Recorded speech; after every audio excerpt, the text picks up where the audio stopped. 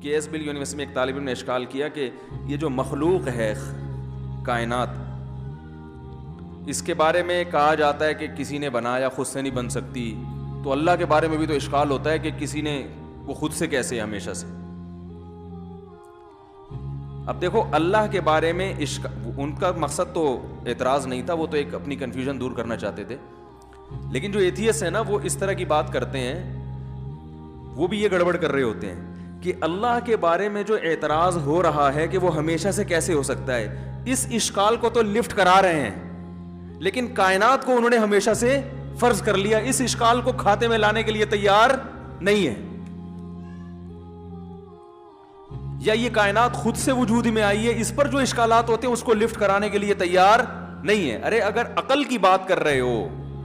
تو یہ کیسی عقل کی بات ہے کہ ایک بے عقلی سے بچنے کے لیے اس سے بڑی بے عقلی کی بات کر لیا آپ نے؟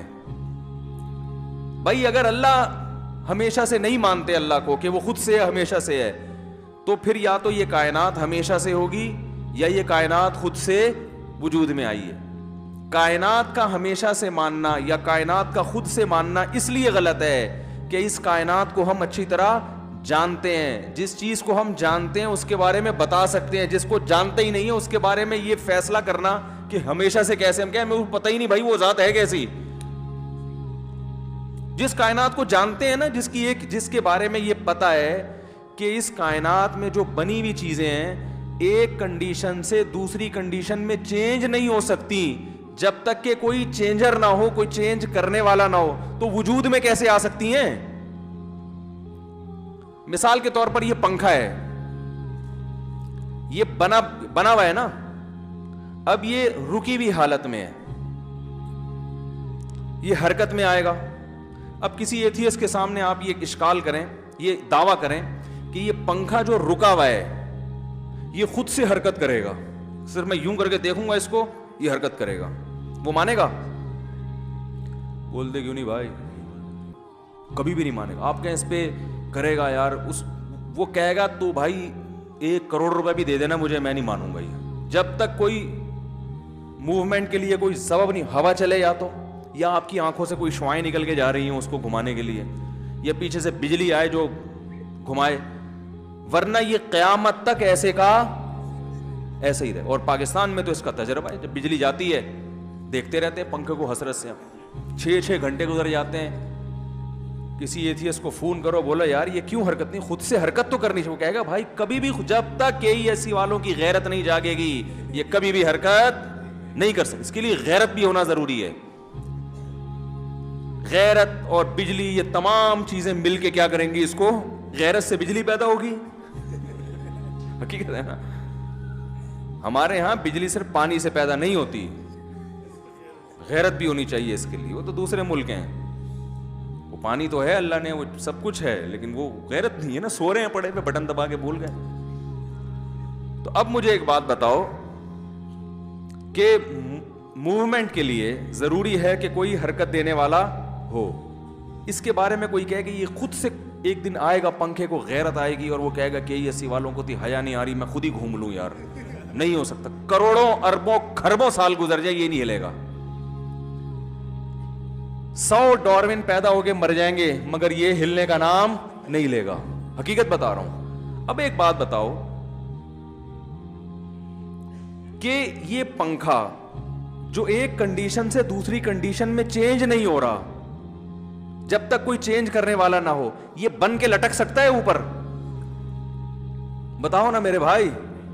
یہ بن کے لٹک نہیں سکتا، بننا زیادہ مشکل ہے بنسبت بننے کے بعد ایک کنڈیشن سے دوسری کنڈیشن میں چینج ہونا، بننا تو اور زیادہ مشکل ہے، تو بن کیسے گیا؟ اور پنکھا خود نہیں بن سکتا، تو مجھے بتاؤ پنکھے کا نظام زیادہ پیچیدہ ہے یا انسان کا نظام؟ پنکھے کے میکینک زیادہ پڑھے لکھے ہوتے ہیں یا MBBS کیے ہوئے ڈاکٹر زیادہ پڑھے لکھے ہوتے ہیں؟ بھائی پنکھے کا سسٹم اتنا پیچیدہ نہیں ہے، آپ کو کیا ہو گیا؟ پنکھے کا جو میکینک ہے نا وہ تو 2 منٹ چند دن بیٹھو کسی میکینک بن جاؤ گے، لیکن جو انسان کی باڈی کو پڑھنے والا ڈاکٹر ہے 4 سال تو اس کو کتابی کیڑا بننا پڑتا ہے، پھر بہت پڑھتے پڑھتے بڑھاپے میں جا کے کچھ تھوڑا بہت اس کے سمجھ میں آتا ہے کہ پھیپھڑے کہاں ہوتے ہیں، گردے کہاں ہوتے ہیں اور وہ کیسے فلٹر کرتے ہیں، کیا ہوتا ہے۔ تو یہ اتنا آسان یہ خود سے بنا نہیں ہے. اور اس پنکھے کو ایجاد کرنے والا جس کو لوگ صبح شام سلوٹ کرتے ہیں, وہ سائنٹسٹ جس نے پنکھا ایجاد کیا ہوگا, اور لوگ کہتے ہیں وہ سائنٹسٹ کمبخت خود سے وجود میں آ گیا ڈارون کی تھیوری کی وجہ سے کہ جی کروڑوں سال میں کیوں ہوا تھا, پھر اربوں سال میں. سائنسدانوں کے پاس سالوں کی کمی نہیں ہوتی. لوگ کہتے ہیں نا جب اشکال کرتے ہیں بھئی یہ کیسے ہو گیا, تو کہتے ہیں 1,22,385 سال میں ہوا ہے یہ. وہ اتنا لمبا ڈسٹینس اس لیے کرتے ہیں کہ لوگوں کو یقین آ جائے کہ یار 1-2 سال میں 10 سال 20 سال 48 سال 50 سال کی بات ہی نہیں کر رہے, ہم 25 ارب سال کی بات کر رہے ہیں. اب آدمی کہتا ہے یار 25 ارب میں تو شاید کچھ ایسا ہو گیا ہو. او بھائی 25 ارب کیا, 25 ارب کو 25 ارب دفعہ 25 ارب سے ضرب دیں, پھر بھی ایسا اتفاق نہیں ہو سکتا. کیونکہ ہم دیکھ رہے ہیں اس کائنات کو. بھائی موومنٹ, اگر کوئی کہے یہ پنکھے کا جب تک کوئی ہلانے والا نہ ہو تو 25 ارب سال میں یہ گھومے گا, وہ کہے گا 25 ارب سال میں بھی نہیں گھومے گا یہ, جب تک کوئی گھمانے والا نہ ہو. تو اس کائنات کے ایک ایک ذرے سے ہم واقف ہیں. ہمیں پتا ہے بھائی جب تک یہ ہلاؤ نہیں تو ہلتی نہیں ہے, تو بنائے بغیر بن کیسے گئی. اور خدا کو تو ہم نے دیکھا نہیں ہے, وہ تو ہے, اشکال نہیں ہوتا کہ یہ خود سے کیسے بن گئی.